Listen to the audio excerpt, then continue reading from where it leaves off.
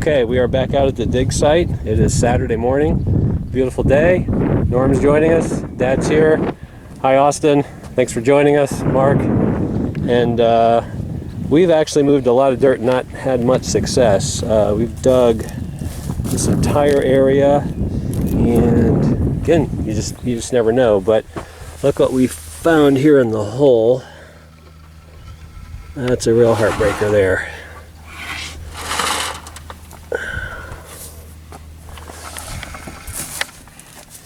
Got a little water there.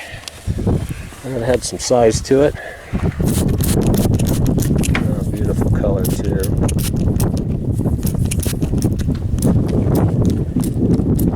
Got some white and pink in it. Yep, too bad. Well, that's what we're looking for, everyone. Found some of that blue stuff. Chips. Yeah, we have seen some of that material. The takers that pick them right before they get them in the bucket. Yeah, I cheated the guys today. That was down in the hole. I didn't put it in the bucket. But okay, hopefully we'll be back with another find here. Okay, looks like we have find number 2. Little pencil drill here.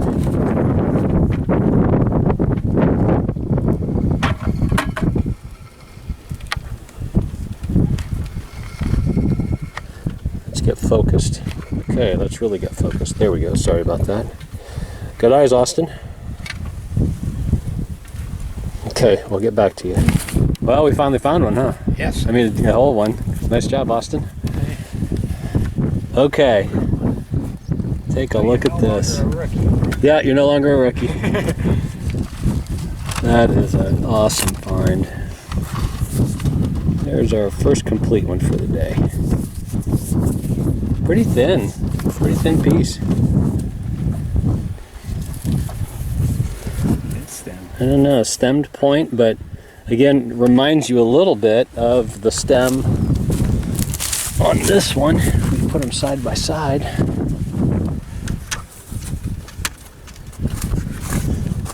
Got this little barb here. Got the little barb there as well. I'm gonna hit them with water. Yeah, that's pretty.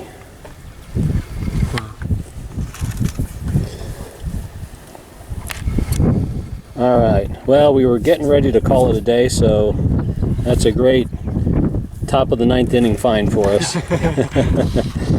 All right, thanks for tuning in today. We'll get back to you. Okay, we're getting some late day finds. Move this out. Crude little point. It's actually all there. This bottom is all worked off like that, and the tip is blunted. So they didn't want to throw that one away. Okay, well, that'll probably be it for the day, but I hope I have to turn the camera back on. I'll get back to you. Okay, here's a quick look at what we found out there today. Excuse me, there's that beat up and reworked point. Too bad on that one. It had some size to it.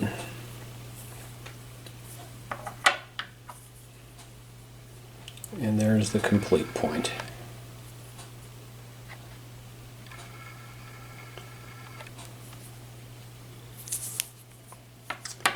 Okay, so interestingly enough, we actually covered a lot of territory today, but we just didn't really, our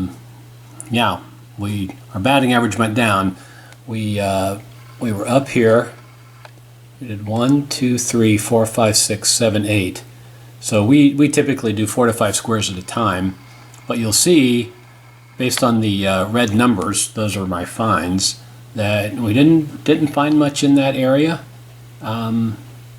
And again, you know, that we're getting off to the edge of the grid there. So, you know, it's helping us, again, to determine, you know, what direction do we go next year. And I'm inclined to go up here in this section a little further before I go, you know, further on this side.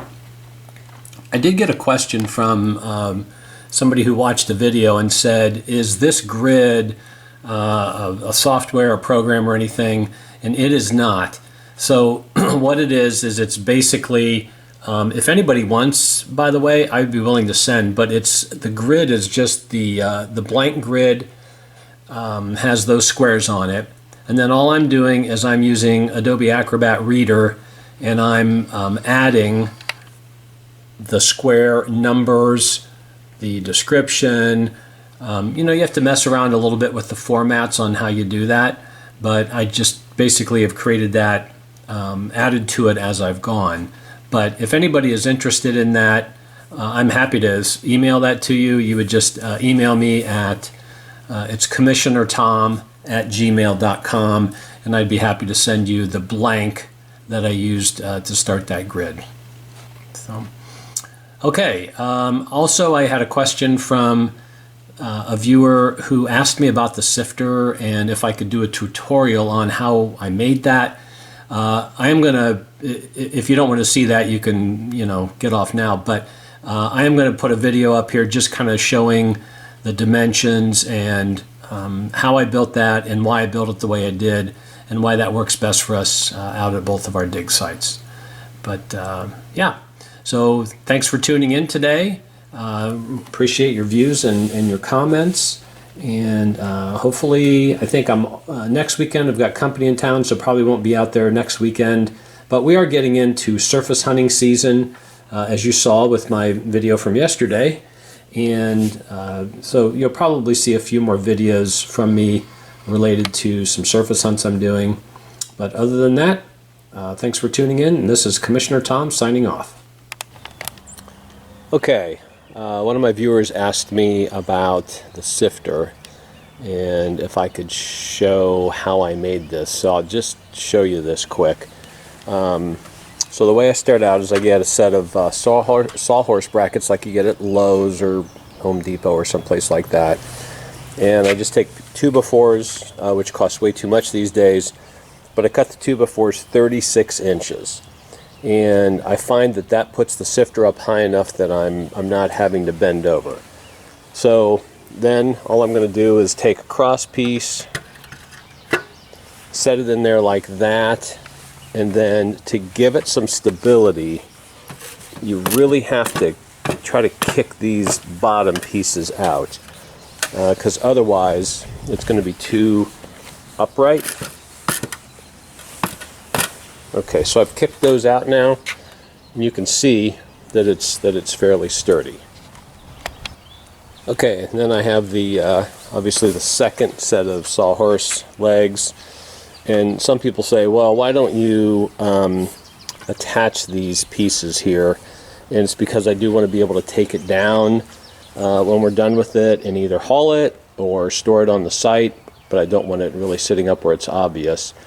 The other thing that I try to do is these cross pieces.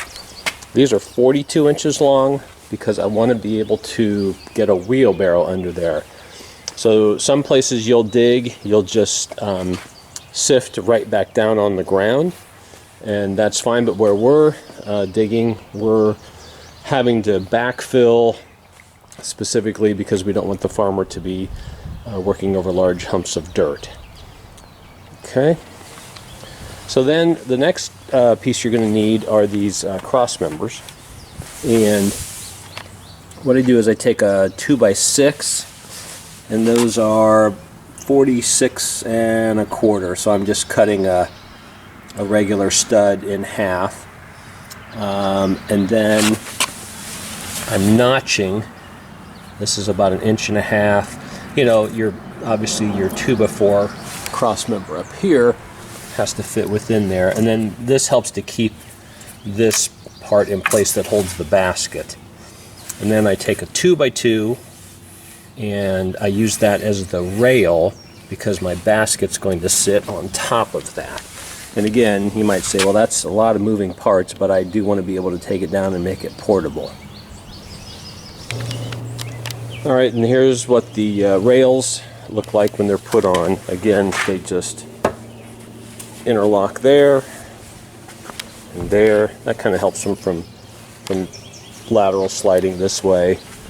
And then you can see I've got the slides, whatever you want to call them, on the inside of these, and your basket sits in here. Now, one of my baskets is out at the dig site, and the other one is in the back of Mark's truck, so I'm not going to put that on. And the other nice part about this is no matter what size you make the basket, you know, these can be moved in to be narrower, so it accommodate a lot of different options when you're looking at sifting with a basket. So yeah, that's just that's a view of how I put a sifter together. Others have better ideas probably, but this works for us and what we're doing on our dig sites. Hope that's helpful.